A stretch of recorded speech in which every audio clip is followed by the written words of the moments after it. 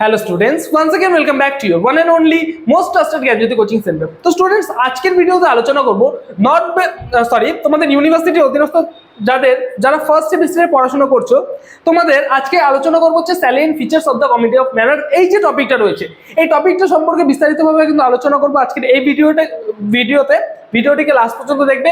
খুবই ইনফরমেটিভ একটা ভিডিও হতে চলেছে, স্কিপ না করে দেখবে, ঠিক আছে? এর আগে এই ক্লাসটা শুরু করার পূর্বে তোমাদের কিছু ইনফরমেশন আমার দেওয়া থাকে, একটু ইনফরমেশন গুলো দিয়ে দিই। দেখো, বোর্ডের কর্নারে তোমরা দুটো নাম্বার দেখতে পাচ্ছ, 7076398606 এবং 6295916282। এই দুটো নাম্বারে তোমরা যোগাযোগ করতে পারো যদি কোনো নোটস পত্র তোমাদের দরকার হয় এবং তোমরা যদি সাজেশন পেতে চাও। জ্ঞানজ্যোতি কোচিং সেন্টারের পক্ষ থেকে প্রোভাইড করা 100% কমন সাজেশন যদি তোমরা পেতে চাও অবশ্যই যোগাযোগ করো উপরে দেওয়া এই দুটো নাম্বারে, ঠিক আছে?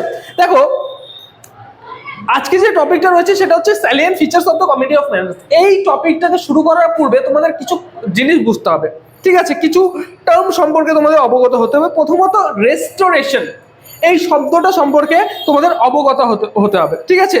রেস্টোরেশন বলতে কি বোঝাচ্ছে? দেখো, রেস্টোরেশন পিরিয়ড স্টার্ট হয় আমাদের 1660 থেকে স্টার্ট হয় আমাদের রেস্টোরেশন পিরিয়ড। এই পিরিয়ডটাকে রেস্টোরেশন পিরিয়ড কেন বলা হয়? কারণ চার্লস টু এই সময়টাতে চার্লস টু কিন্তু রিস্টোর হয়েছিল কোথায়? ইংল্যান্ডে কিন্তু রিস্টোর করা হয়েছিল চার্লস টুকে, ঠিক আছে? চার্লস টু নিজের রাজতন্ত্র বলতে পারো, ঠিক আছে? রাজতন্ত্র কিন্তু ফিরে পেয়েছিল চার্লস টু 1660 খ্রিস্টাব্দে ইংল্যান্ডে। তার জন্য তাকে এই পিরিয়ডটাকে বলা হচ্ছে রেস্টোরেশন পিরিয়ড। বোঝা গেল কি বলা হচ্ছে এটাকে? Restoration period. কারণ এই পিরিয়ডটার মধ্যে চার্লস টু ইংল্যান্ডে কিন্তু রেস্টোর হয়েছিল, ঠিক আছে? তার জন্য এটাকে বলা হচ্ছে রেস্টোরেশন পিরিয়ড, ঠিক আছে? দেখো, রেস্টোরেশন এটাকে যদি ভাঙো, রিস্টোর তাকে বলা হচ্ছে রিস্টোর, ঠিক আছে? রেস্টোরেশন পিরিয়ড বলা হয়েছে তার জন্য এটা। তো এইবার দেখো, এই যে রেস্টোরেশন পিরিয়ড যেটা আছে, এই রেস্টোরেশন পিরিয়ডের আগে, ঠিক আছে, 1642 থেকে এই যে ইংল্যান্ডের কিন্তু যে থিয়েটার্স গুলো ছিল সেই থিয়েটার্স গুলো কিন্তু ভেঙে দেওয়া হয়েছিল, ঠিক আছে? এখানে কি বলেছে দেখো, the term comedy of manners refers to the dramas written after the restoration of Charles two. এই যে টার্ম কমেডি অফ ম্যানার, এই কমেডি অফ ম্যানার কি বলেছে দেখো, রেফার করে the dramas written after the restoration period. দেখো, এই যে চার্লস টু যখন হচ্ছে ইংল্যান্ডে চার্লস টু আসে সেই সময়টা, ঠিক আছে, তার যে পরবর্তী সময়টা, সেই পরবর্তী সময়ে যে সমস্ত ড্রামা লেখা হয়েছিল, ঠিক আছে, যে সমস্ত রাইটিং গুলো ছিল, সেই সমস্ত রাইটিংস গুলোকে কি বলা হচ্ছে? সেই সমস্ত রাইটিংস গুলোকে কমেডি অফ ম্যানার, যে সমস্ত কমেডি গুলো লেখা হতো, ঠিক আছে, চার্লস টু যখন ইংল্যান্ডে আবার রিস্টোর হলো, সেই রাইটিং গুলোকে বলা হতো কিন্তু কি? Comedy of manners. এতটুকু বোঝা গেল? দেখো কি বলেছে তারপরে, the restoration period was not only restoration of Charles two.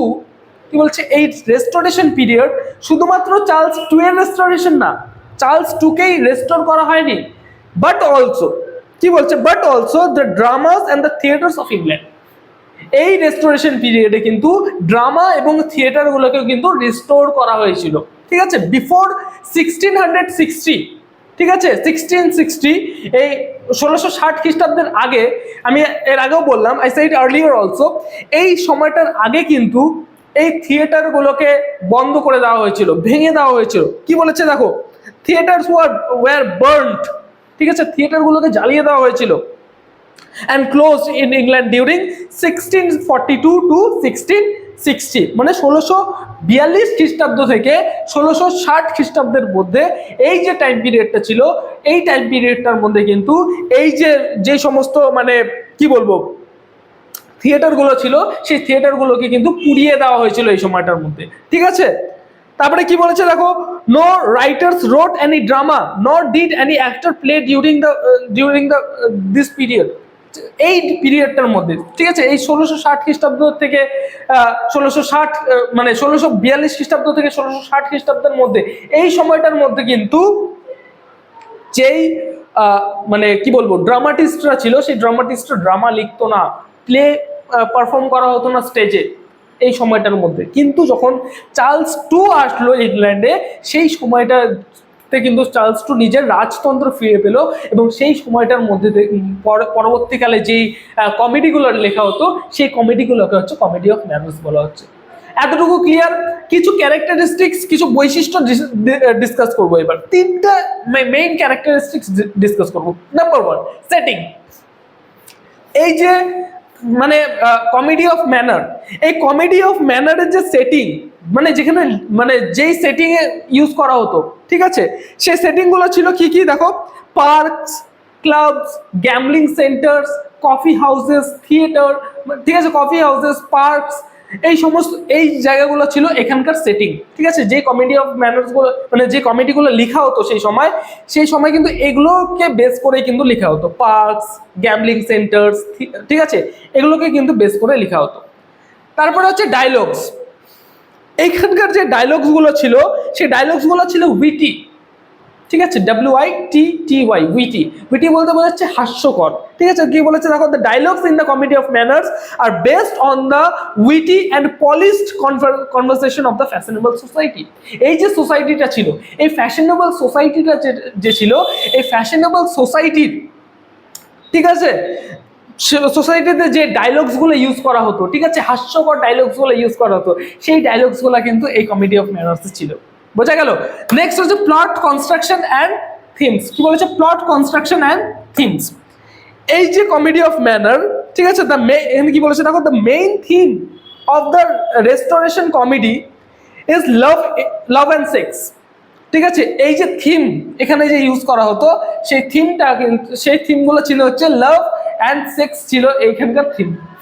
বোঝা যাচ্ছে? আচ্ছা, হ্যাঁ, মেইনলি এর উপরে কিন্তু মানে বেস করে আর কি ইয়ে করা হয়। তারপরে কি বলছে দেখো, the comedies do not depend on a single plot. এই কমেডিগুলো তো কিন্তু সিঙ্গেল প্লট, থিমটা কি ছিল আমি বললাম লাভ অ্যান্ড সেক্স।